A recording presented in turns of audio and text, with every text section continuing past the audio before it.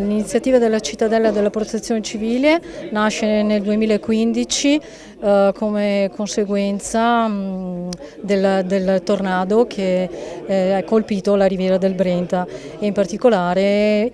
i comuni più vicini quali Dolo, Pianiga, Fiesso d'Artico e tutti i limitrofi. Da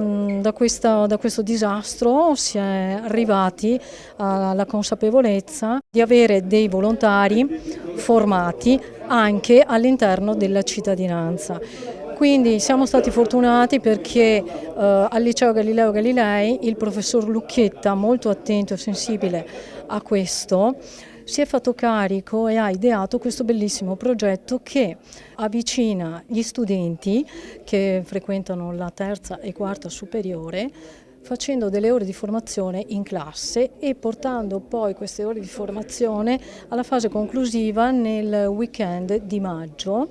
a un'esercitazione vera e propria. 2 giorni che nel 2025 saranno il 10 e l'11 maggio, in cui avremo tutti il piacere di vedere come a livello pratico venga istituito questo campo in cui i ragazzi avranno la possibilità proprio di toccare con mano tutto quello che riguarda l'emergenza e anche la condivisione del vivere assieme, di dormire in una tenda, di mangiare in una mensa che viene offerta tra virgolette sempre dall'esercito italiano e quindi fare tutte queste belle esperienze per avere poi la consapevolezza e cercare di avvicinare i ragazzi al volontariato però a un volontariato sempre formato dove la formazione è fondamentale.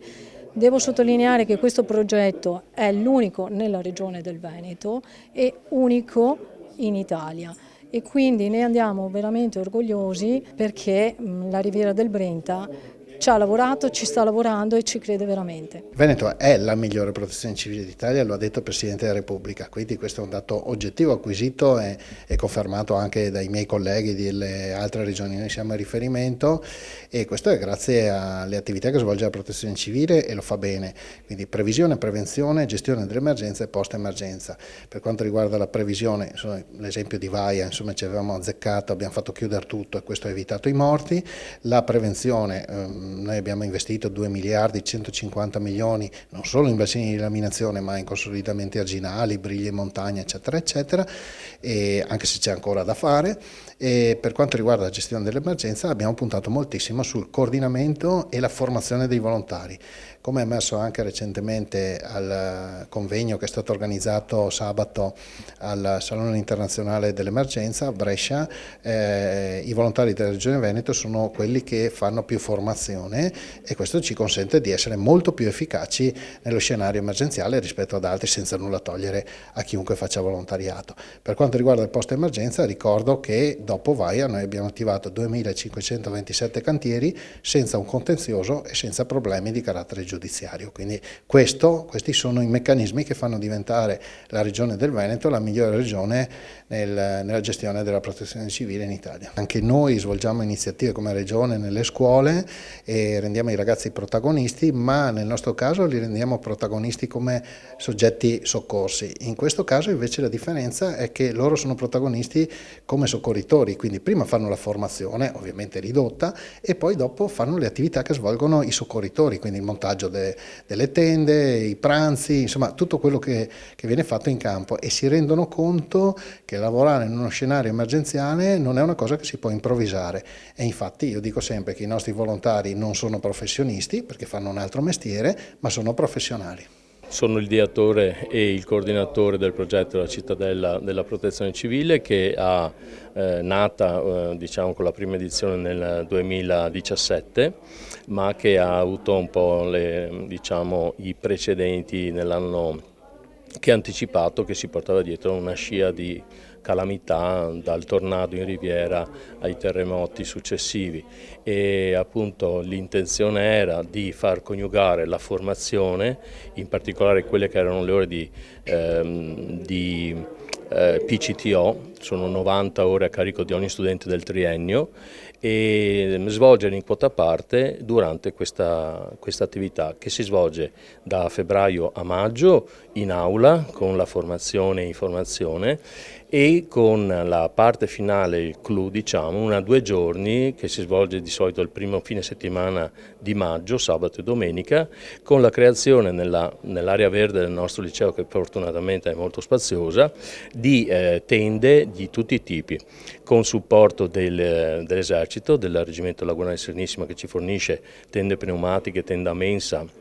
e soprattutto la mensa da campo, e dei vigili del fuoco che intervengono con grande quantità di risorse e uomini, e i ragazzi hanno la possibilità di fare un'esperienza in cui si sporcano le mani, nel senso letterale, e in sicurezza però, perché sempre controllati dai formatori, e poi dormono una notte nella tenda, che è un momento, diciamo, che loro gradiscono molto, anche se a volte non sono consapevoli che li aspetterà un'esercitazione notturna di ricerca di dispersi. Quindi è un'esperienza molto formativa, molto importante. I ragazzi vengono in terza,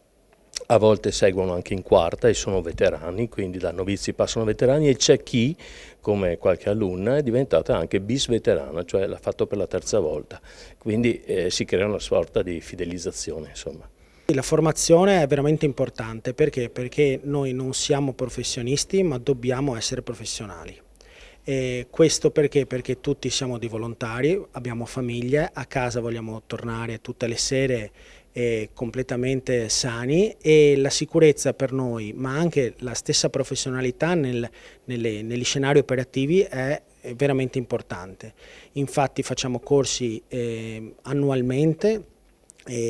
Lo stesso assessore Bottacin ci ricordava che i nostri corsi base sono di 44 ore, corsi importanti, quindi è fondamentale proprio la preparazione per ogni volontario.